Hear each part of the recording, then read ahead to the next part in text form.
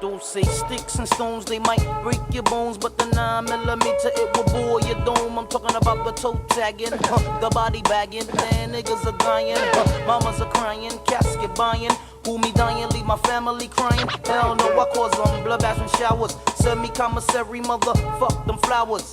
Thoughts of slaughter, of leaving my daughters. Hours and hours of fears running through my mind as I pick up the Zig 9. Beef starts with the shove, then ends with the shovel. And niggas standing on your corner reminiscing of you, but your ass is out and you're dead and gone.